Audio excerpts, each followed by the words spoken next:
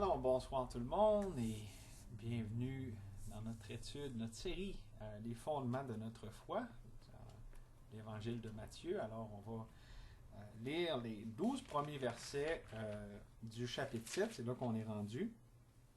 On peut lire au verset 1, donc Matthieu 7, 1. Ne jugez point afin que vous ne soyez point jugés, car on vous jugera du jugement dont vous jugez, et l'on vous mesurera avec la mesure dont vous mesurez.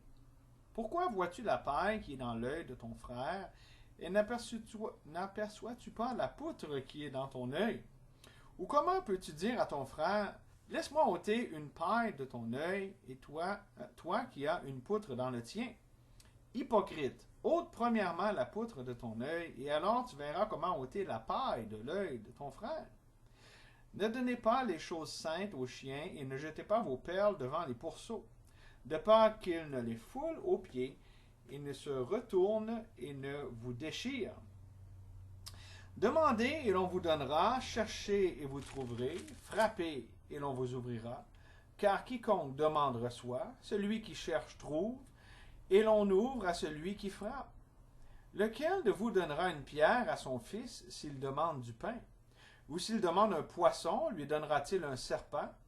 Si donc, méchants comme vous l'êtes, vous savez donner des bonnes choses à vos enfants, à combien plus forte raison votre Père qui est dans les cieux donnera-t-il de bonnes choses à ceux qui les lui demandent?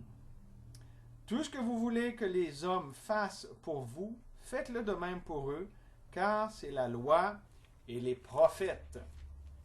On va prier. Seigneur, on veut te remercier qu'on peut considérer encore une fois une portion de ton majestueux discours, le sermon sur la montagne.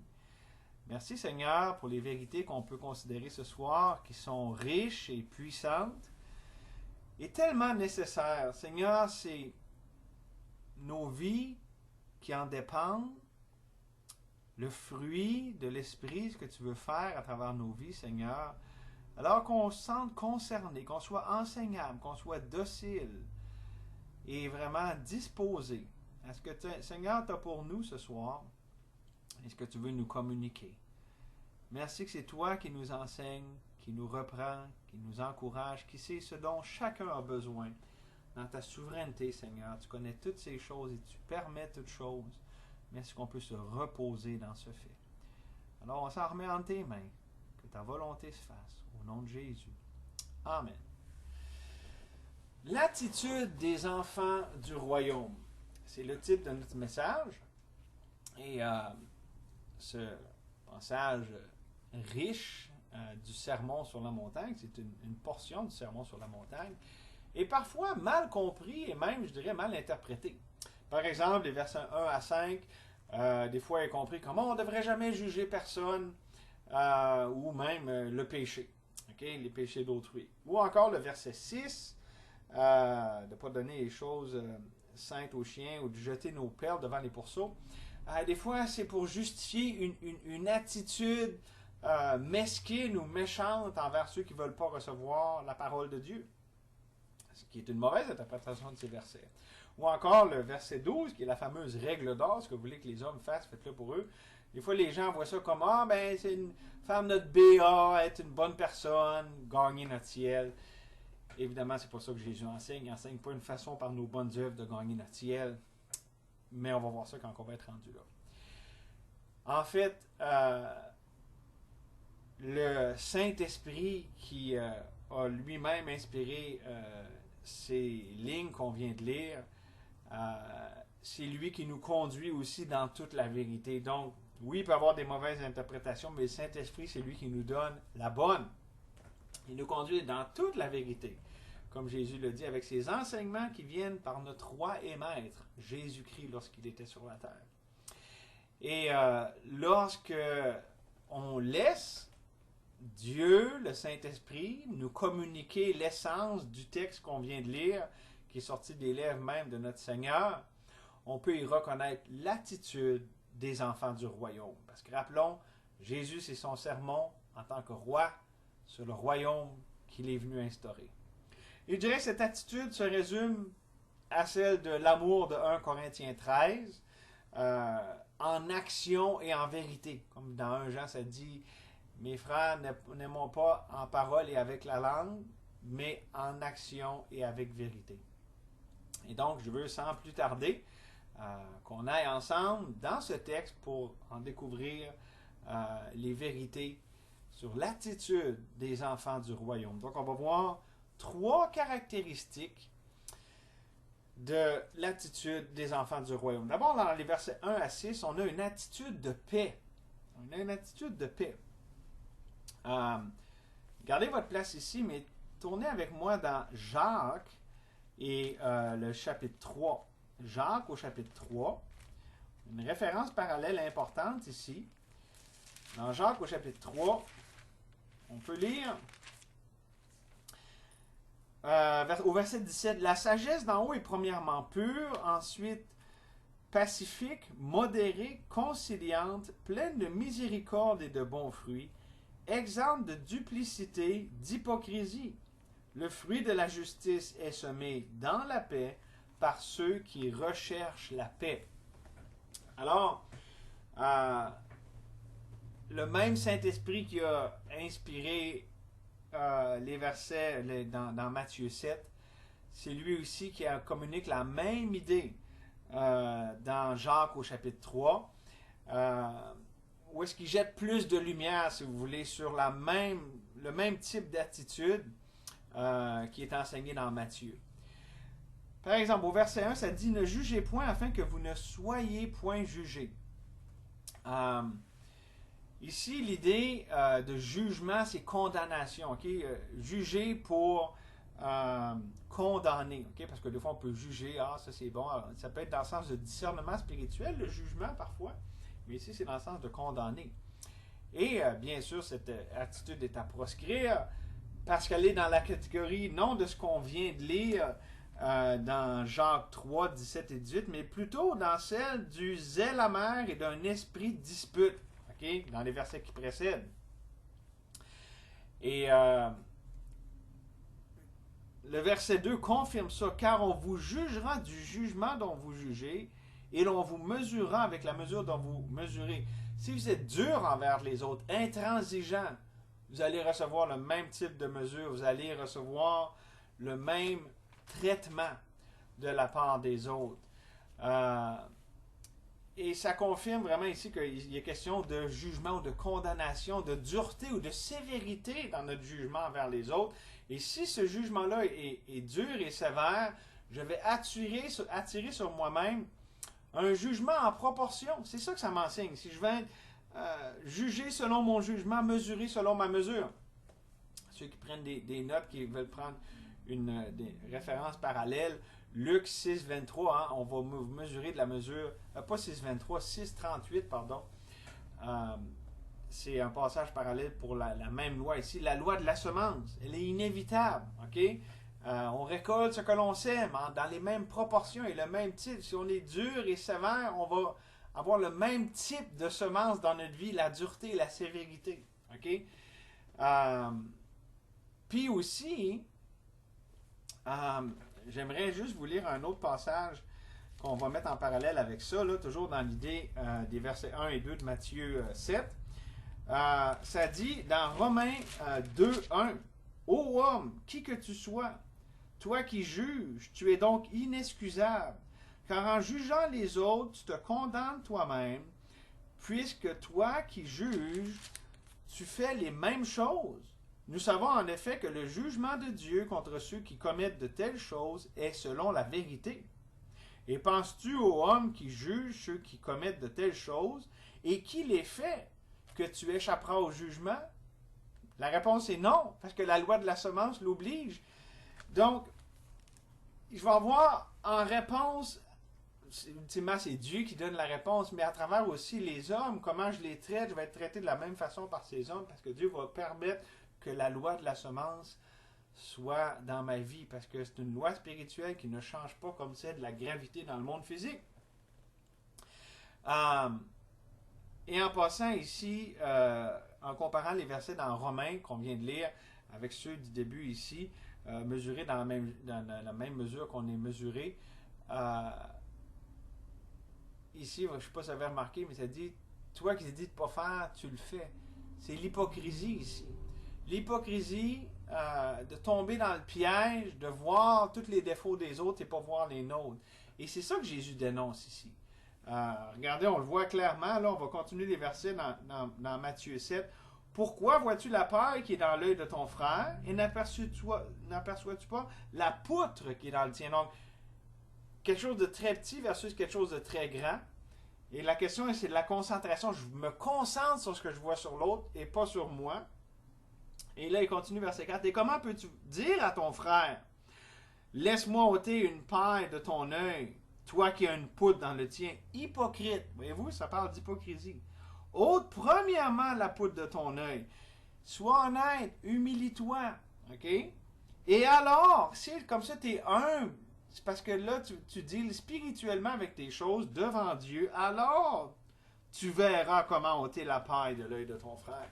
Donc, l'idée, c'est pas que je dise rien à personne, puis que s'il y a un problème dans la vie de quelqu'un, je le dis pas. C'est pas d'y aller hypocritement. De voir avec tous les autres qu'il y a des problèmes, puis moi penser que je suis au-dessus de tout ça.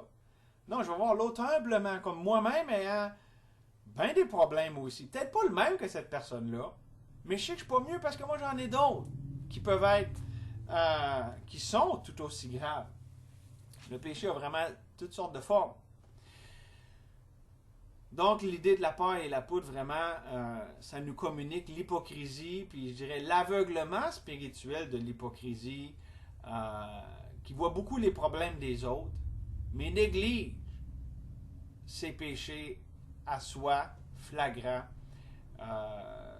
Puis ça, c'est l'ultime disqualification spirituelle. Si vous voulez aider des gens, l'hypocrisie vous en empêche. D'ailleurs, ça se sent.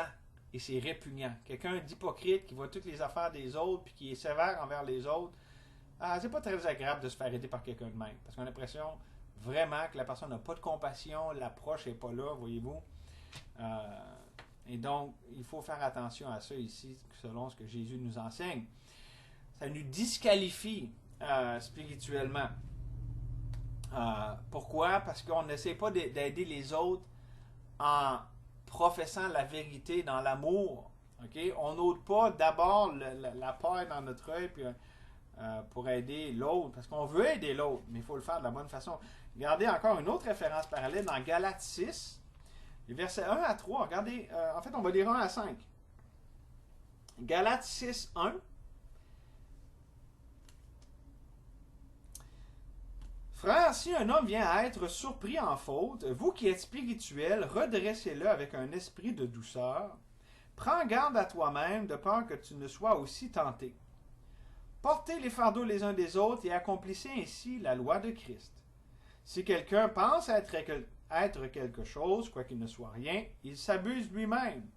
Que chacun examine ses propres œuvres, et alors il aura sujet de se glorifier pour lui seul, et non par rapport à autrui, car chacun portera sa propre charge. Alors, ce verset-là nous aide à comprendre le « alors tu verras comment » aider. Vous savez, si on met ici ce qu'on vient de lire dans Galates avec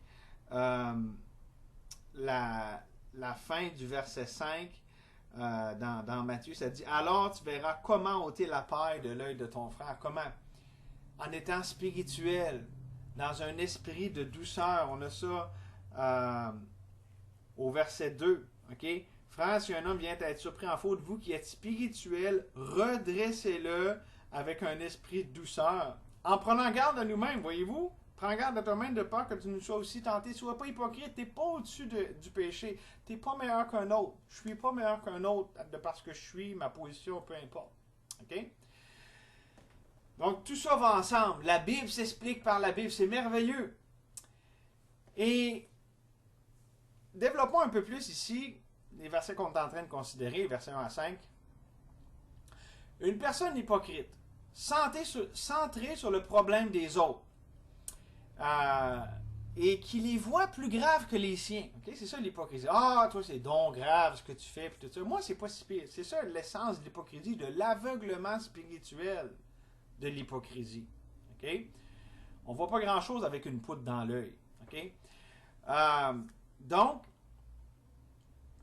une personne qui est dans cette situation-là, qui ne voit pas la gravité de son propre péché, n'est pas spirituelle. Elle est charnelle. Et donc, elle n'est pas capable de redresser dans un esprit de douceur. Parce qu'elle est prise dans le piège de son zèle amer et de son esprit de dispute. Et ça bloque la sagesse d'en haut d'opérer, qui est pacifique, conciliante, exempte de duplicité et d'hypocrisie.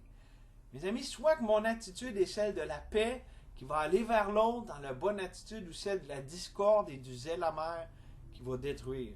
C'est soit un ou soit l'autre. Jésus ici décrit une attitude de paix face aux problèmes de la vie. On a tous des problèmes, puis on est appelé à s'entraider les uns les autres, mais la manière, l'attitude fait toute la différence. On peut dire la bonne chose à quelqu'un, mais si on la dit de façon condescendante, hypocritement, comme nous étant au-dessus de ces choses-là, on rate complètement tout. Parce qu'il nous manque l'essentiel, l'amour de Christ. Et donc, mes amis, on pourrait... on pourrait pas arriver à considérer ces vérités-là à un moment plus opportun que maintenant. Pourquoi?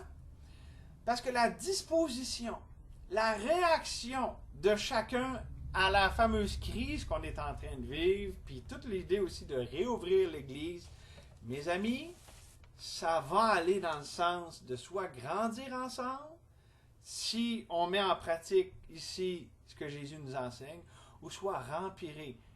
Puis, ça peut être pas mal laid, mes amis. Ça dépend tout de quelle attitude on adopte. Une attitude de paix ou de discorde. Et c'est pas la question de ce que moi je crois, puis que je comprends sur la crise, sur ce qui arrive, puis la réouverture, mais c'est la question de comment je réagis aux situations et aux personnes qui ne croient pas comme moi, qui sont différents, qui me dérangent. Est-ce que je vois leurs problèmes pire que le mien? Si je me choque après eux puis je deviens destructeur, je ne suis pas mieux que personne. Peut-être que la personne a tort, mais comment je réagis, j'ai d'autant plus tort. Ma réaction est hypocrite. Alors ne soyons pas hypocrites, mes amis, mais reconnaissons que nous bronchons tous de plusieurs manières différentes, ok? Tout le monde bronche, pas tout de la même manière, mais tout le monde on bronche de plusieurs manières, pas juste d'une manière. Et c'est pour ça qu'on doit tenir notre langue et notre corps en bride et montrer la sagesse de l'intelligence de Jésus-Christ par la bonne conduite, la bonne attitude avec la douceur de la sagesse. Je viens de vous citer Jacques au chapitre 3, verset 2, verset 13. J'ai tout mis ça ensemble. Il y a beaucoup de sagesse dans ces versets-là. C'est pas plus compliqué que ça, mes amis. Alors, gardons ça simple. OK? Puis, ce que j'aimerais qu'on voit maintenant, OK? Donc, c'est simple, c'est l'attitude, comment je réponds. OK? Je dois le faire de façon humble, puis voir que je ne suis pas mieux qu'un autre. OK? Maintenant, ça nous amène à considérer le verset 6, ici dans Matthieu 7. Ne donnez pas des choses saintes aux chiens et ne jetez pas vos perles devant les pourceaux, de peur qu'ils ne les foulent aux pieds et ne se retournent et ne vous déchirent. L'attitude qui est décrite ici par Jésus-Christ réfère au respect de ce qui est saint. Un chien n'a pas de respect pour les choses saintes. Des perles pour un porc, il n'en fait pas grand cas. OK? Il ne reconnaît pas la valeur de ces choses. C'est ça ici l'idée, c'est l'image qui est communiquée. Et là, ça veut-tu dire, si quelqu'un ne veut rien savoir de l'Évangile ou des vérités ou de ce qu'on essaie d'y apporter comme vérité à un frère ou une sœur, on peut le traiter comme ça. Non, c'est pas ce que Jésus... Puis même si c'est un ennemi, OK? Jésus n'est pas en train de contredire ce qu'il a dit dans le chapitre 5, verset 44, qu'il faut aimer nos ennemis, là, OK? Verset 44, mais moi je vous dis, aimez vos ennemis, bénissez ceux qui vous maudissent, faites du bien à ceux qui vous haïssent, et priez pour ceux qui vous maltraitent et qui vous persécutent. Il n'y a pas une contradiction ici entre les deux. Dans ce cas ici, Jésus communique au verset 6. C'est la façon de répondre à ceux qui s'opposent à la vérité. Comme on dit, qui sont boqués. OK? Il faut garder une attitude de paix. Je ne vais pas gaspiller mes perles. Je ne vais pas parler de choses simples devant les gens qui ne veulent rien comprendre.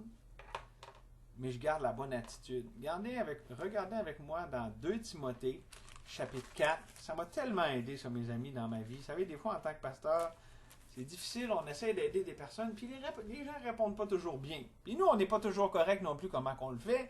Donc, tout ça donne un beau mélange que c'est pas toujours idéal. Mais mes amis, ce qu'on va regarder ensemble, ça m'a tellement aidé. C'est une vérité tellement précieuse sur l'attitude qu'on doit avoir lorsque quelqu'un s'oppose à la vérité, soit de l'Évangile ou de la rédemption en Christ comme enfant de Dieu, de cette vie que Dieu a pour nous, la repentance. Okay?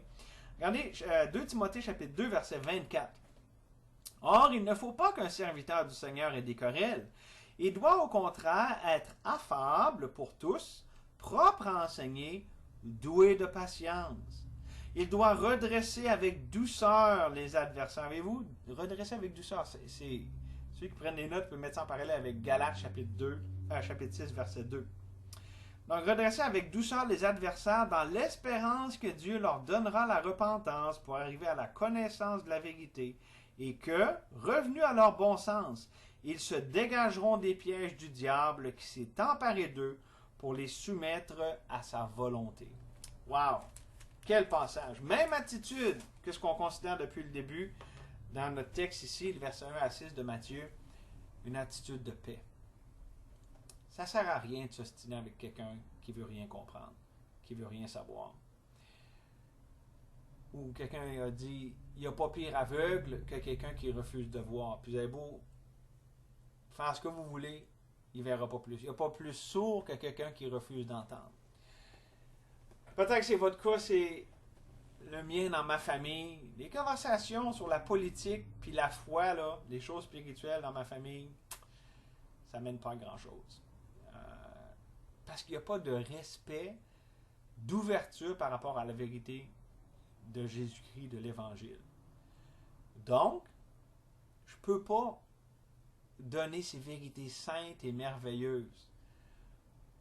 Je les aime, j'en parle, mais je comprends que je suis limité parce que il y a une réaction qui s'oppose. C'est ça l'idée ici de ne pas jeter des choses saintes aux chiens et les perles aux pourceaux. C'est pas de jamais le donner puis de hey, on essaie d'arroser puis tout ça, mais en même temps, on comprend qu'on peut être agressant à trop vouloir essayer puis à trop vouloir insister. On ne veut pas se prendre pour Dieu. Okay? Ça fait partie de l'attitude de paix, de ne pas insister outre mesure. La personne ne veut pas des choses saintes, elle ne veut pas des choses de Dieu. On prie pour cette personne-là, puis on va voir comment Dieu va agir à travers ça. Donc, cette même attitude s'applique aussi entre frères et sœurs en Jésus-Christ. Ou pour prendre une expression qui nous résume bien le chapitre 14 de Romains, envers des frères divergents qui sont appelés à s'accueillir mutuellement. Pas toujours facile. C'est une grande vérité de l'Église. On voit ça dès le début dans le Nouveau Testament. Hey, c'était tout qu'un défi, l'Église, dans le Nouveau Testament. Mais c'est-à-dire que c'est mieux des fois de ne pas parler de certaines choses avec des chrétiens s'ils ne sont pas prêts, s'ils ne sont pas disposés d'en parler de façon spirituelle. On peut pas en parler de façon charnelle, mais ça ne sert à rien. Jésus l'a dit, c'est l'esprit qui vivifie, la chair, elle ne sert à rien. On ne va pas édifier notre Église, on ne va pas s'édifier les uns les autres avec la chair. Donc, pourquoi pas en parler? C'est pour ça que Paul dit de ne pas discuter les opinions. Mais ça m'aide à poser cette question-là. Mais que faire lorsque le nœud relationnel est bien serré? Comment dénouer le nœud relationnel de quelqu'un qui ne veut rien savoir?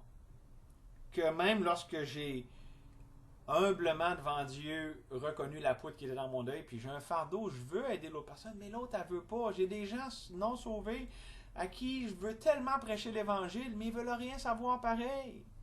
Mes amis, la réponse, c'est dans les versets qui suivent, versets 7 à 11. La prière, s'adresser à celui qui peut changer les choses. Parce que versets 1 à 6, ça montre notre limitation. Mais le verset 7 à 11, ça montre l'infinie possibilité qu'on peut avoir avec la prière. Donc, la première attitude, c'est celle de paix. Dans le verset 7 à 11, c'est une attitude de prière. Regardez d'abord versets 7 et 8. Demandez et on vous donnera, cherchez et vous trouverez, frappez et l'on vous ouvrira, car quiconque demande reçoit, celui qui cherche trouve, et l'on ouvre à celui qui frappe. Les deux versets qu'on vient de lire, c'est une merveilleuse promesse qui se dresse avec l'éloquence de la simplicité qui lui donne toute sa puissance. C'est simple, c'est très simple. C'est les verbes demander, chercher, frapper. Puis on a ce qui vient avec ensuite recevoir, trouver, puis ouvrir. Maintenant, promesse bien puissante dans toute sa simplicité. Puis d'ailleurs, on voit une augmentation, une croissance là-dedans. On demande, là on va plus loin, on ne fait pas juste demander, là on commence à chercher, là on frappe vraiment, comme l'ami qui frappe à minuit pour avoir du pain. Il y a une intensité qui s'augmente. Donc, c'est la vie de prière dans sa simplicité, mais aussi dans son intensité qui grandit. D'ailleurs, c'est la prière qui est la puissance qui nous donne la capacité d'avoir l'attitude de paix qu'on a considérée au verset 1 à 6. Mes amis, c'est pas humain. C'est pas normal humainement d'avoir l'attitude humble et non hypocrite, de voir ses problèmes plus grands que les autres. C'est pas la configuration par défaut de la nature humaine. Mais Jésus-Christ ici nous rappelle comment c'est simple. On a juste à demander à Dieu. On demande, on frappe, on cherche et on frappe. C'est nous qui compliquons les choses. On complique les choses en essayant de régler les choses nous-mêmes. C'est là qu'on se met à avoir un zèle amer et un esprit de dispute. Pensez-y, là. Il y a un problème avec quelqu'un, on veut l'aider, puis si on essaie par la chair, on devient tout choqué, puis là on a un zèle amer, un esprit de dispute. La Bible nous dit que ces choses-là sont terrestres, charnelles, diaboliques. Le monde, la chair, le diable. Ça ne marche pas, ça mène à rien. C'est la prière qui fait la différence. Dépendre de Dieu, c'est lui qui convainc, c'est lui qui fait vraiment avancer les choses. Est-ce qu'on croit vraiment que la prière change le cours des choses? En fait, que la prière change tout. Notre lacune à y avoir recours donne la réponse humiliante, mais véritable. Que la bonté de Dieu nous pousse à la repentance. Que Dieu qui nous montre ça ce soir nous amène à nous repentir. Autrement dit, on ne prie pas comme on devrait prier parce qu'on n'est pas convaincu de la bonté de Dieu. Qui veut vraiment, qui nous aime, qui aime à nous entendre, puis qui aime lorsqu'on dépend de lui. Il aime avoir cette relation de dépendance-là. Il aime avoir cette prière à ses enfants qui lui demandent, en toute simplicité, qui cherche, qui frappe. Ça fait les délices de Dieu envers nous. C'est ce que Jésus-Christ ici nous communique encore une fois, non seulement en simplicité, mais dans la logique, mais aussi le langage rabbinique. Regardez les versets 8 et 9. Lequel de vous donnera une pierre à son fils s'il lui demande du pain? Ou s'il demande un poisson, lui donnera-t-il un serpent? Puis, excusez, je ne sais pas si j'ai juste dit 9 et 10, mais aussi verset 11. Si donc, méchants comme vous l'êtes, vous savez donner de bonnes choses à vos enfants, à combien plus forte raison votre Père qui est dans les cieux donnera-t-il de bonnes choses à ceux qui lui demandent? Donc Jésus, en tant que rabbin, qu'enseignant des choses de la parole, il fait ce qu'il faisait typiquement, les enseignants, il fait une comparaison. On voit ça beaucoup dans les proverbes, les gens sages dans l'Orient, c'était une pratique très commune. Mais Jésus compare ici le moindre comparé au plus important. Okay? Parce qu'il nous rappelle que nous, même avec notre nature pécheresse, corrompue, OK? On a quand même la décence de donner à nos enfants la bonne chose. OK? S'ils nous demandent un poisson, on ne va pas donner un serpent. Qui ferait ça? Donner un serpent à son enfant pour souper. OK? Excusez, j'ai manqué le verset 9, là, mais puis s'il nous demande un pain, on ne va pas donner une pierre. Voici, des cailloux avec de la confiture pour déjeuner. Je ne connais pas grand-parent qui fait ça. Même si on est corrompu et on est égoïste. Et là, ici, l'idée, à combien plus forte raison on ne doit pas croire et être réconforté dans le fait que notre Père qui est dans les cieux, il donne des bonnes choses à celui qui le demande. Pour ça, je vous dis, c'est tout le fait que je crois que Dieu est bon. C'est ça qui va déterminer si je le prie exclusivement, puis je m'attends à lui. Il est bon, il sait ce dont j'ai besoin. Je n'ai pas à m'inquiéter, on a vu ça dans le dernier message. Et donc, je dois avoir cette attitude de la prière.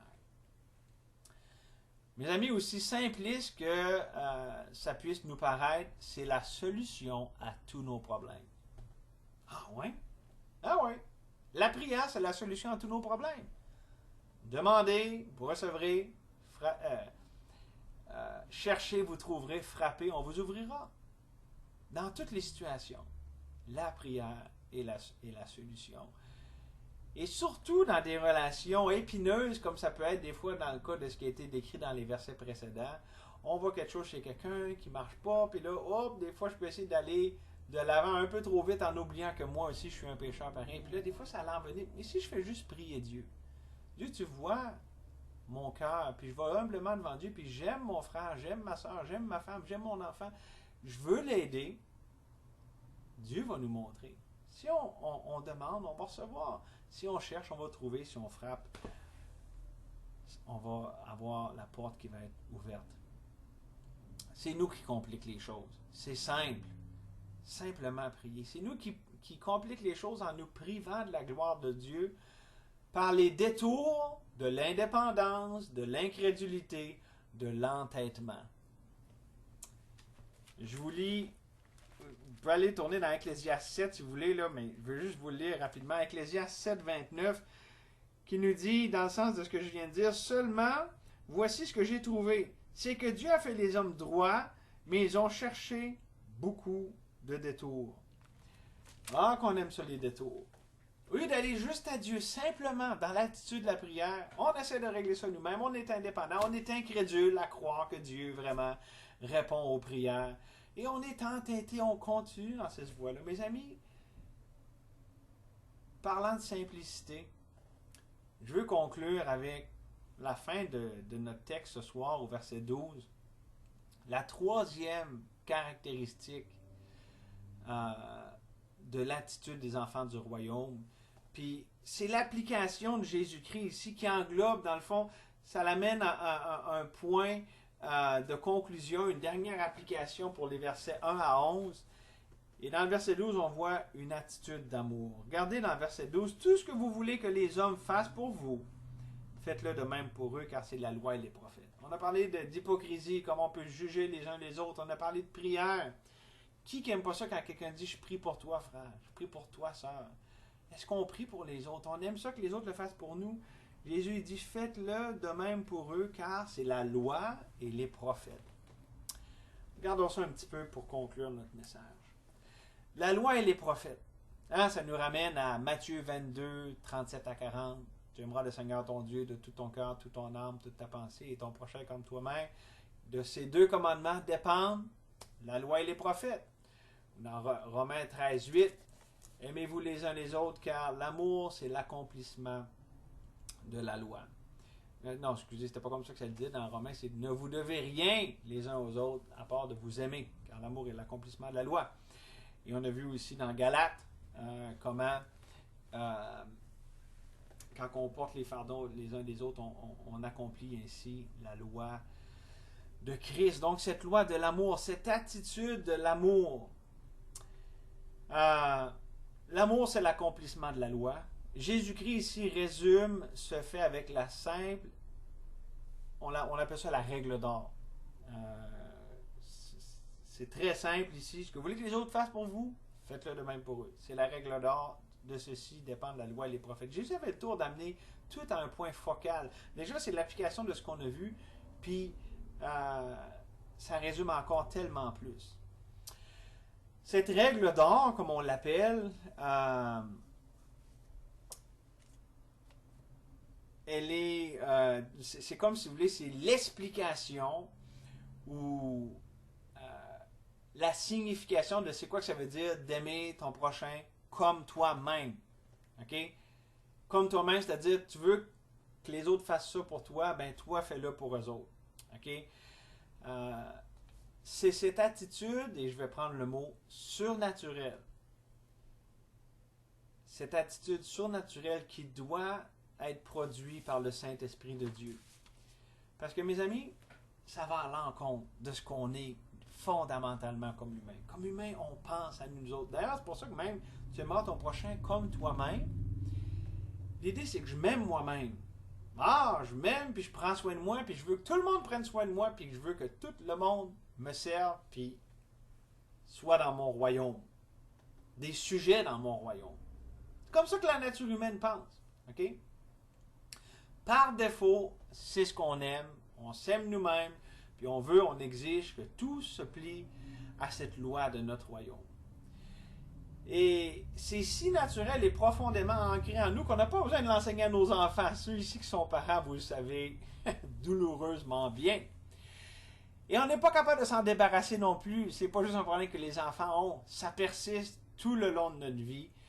On ne peut pas s'en débarrasser en dépit de tous les efforts, les multiples et variés efforts d'essayer par notre chair ou notre volonté propre de s'en débarrasser. Ça marche pas. On reste égocentrique. On reste self-serving, à vouloir se servir nous-mêmes. C'est là qu'on comprend que Jésus-Christ ici, il ne peut pas référer à cette règle d'or comme étant essayez plus fort, puis une directive religieuse, si vous voulez, pour être heureux en la pratiquant. Parce qu'on n'est pas capable, c'est pas humainement possible. OK? Jésus n'est pas en train ici de nous donner une recette magique pour avoir le bonheur, parce qu'on est donc capable de le faire. Non. C'est un autre appel à lui-même. Quand Jésus dit ça, là, on doit voir l'impossibilité de ça. On doit voir que sans lui, c'est impossible d'accomplir la règle d'or. Jésus nous appelle à lui, à dépendre de lui, du Saint-Esprit, parce que personne n'est capable de vivre la règle d'or par soi-même. Tout ça nous amène là où on doit toujours aboutir au pied de la croix. Au pied de la croix. Brisé, contrit, parce que c'est ça l'attitude qui plaît à Dieu. C'est ça les sacrifices qui plaisent à Dieu. Un esprit brisé, un cœur contrit. Et c'est cette attitude aussi qui nous permet de développer, de vivre et de grandir dans l'attitude des enfants du royaume. Alors que Dieu nous convainque, qu'il puisse nous convaincre de notre incapacité, de notre absolue nécessité de dépendre de sa puissance, de sa sagesse, de sa direction pour avoir l'attitude des enfants du royaume, pour que ça devienne une réalité. Mes amis, c'est la volonté parfaite de Dieu que ça soit réel dans nos vies. Et ce qui fait partie de sa volonté parfaite-là, c'est qu'on dépende de lui pour ça. Dieu n'a jamais voulu qu'on fasse ça par nous-mêmes. Il nous amène à lui, il nous appelle à lui en nous enseignant cette attitude. Que Dieu accomplisse sa parole par sa grâce dans chacune de nos vies. On va prier. On te remercie, Seigneur, pour encore une fois le privilège d'avoir pu considérer ta parole et cette joie, Seigneur, d'être enseigné par le Saint-Esprit lui-même. C'est une joie, mais aussi, Seigneur, c'est humiliant. Ça flatte pas notre ego, notre estime de soi. Mais Seigneur, ça l'élève Christ. Et quand on est ton enfant, c'est ce qu'on veut le plus. On aime à diminuer, à voir Christ augmenter. Mais Seigneur, on en est absolument incapable.